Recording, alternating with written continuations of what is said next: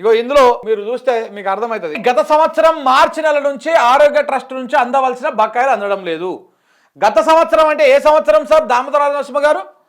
గత సంవత్సరం అంటే 2024 మార్చ్ మంత్ నుంచి వాళ్ళకు డబ్బులు వస్తలేవంట. డిసెంబర్ 7 మీరు ప్రభుత్వాన్ని ఏర్పాటు చేశారు కదా, మరి మార్చిలో మీరే ఉన్నారు కదా అధికారంలో.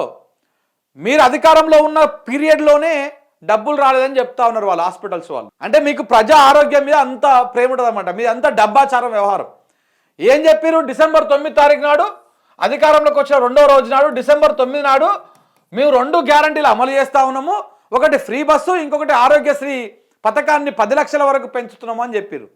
ఆ పెంచిన 10 లక్షల వరకు ఏం పెంచిరో ఎంతమందికి ఉపయోగమైందో తెలియదు, కానీ దీన్ని మాత్రం బొందబెట్టేసారు.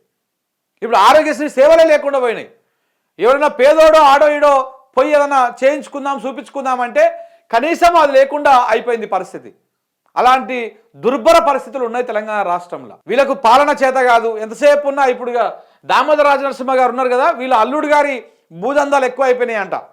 ఇప్పుడు నిన్నమన్న వార్తలు రాలే, అల్లుని భూదందాలు చూసుకోనీక, బిడ్డ ఆస్తులు పెంచుకోనీక, అటు ఇంకొక వైపు పొంగులేటి శ్రీనివాసరెడ్డి గారి కూతురికి భూములు దోషపెట్టనీక, ఇటు రేవంత్ రెడ్డి గారి అన్నదమ్ములు ఎట్లాగో దోసుకుంటూనే ఉన్నారు రాష్ట్రం మీద మొత్తం పడి. దాంతోపాటు రేవంత్ రెడ్డి గారి సతీమైనటువంటి గీతమ్మ వదినమ్మ గారి పిఏ కూడా దోసుకోవడము, ఇట్లా ఇవన్నీ నడుస్తూ ఉన్నాయి.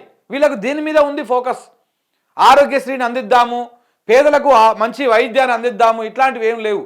ప్రచారం మాత్రం, గప్పాలు మాత్రం, గొప్పలు మాత్రం చాలా పెద్ద పెద్ద కొడతారు.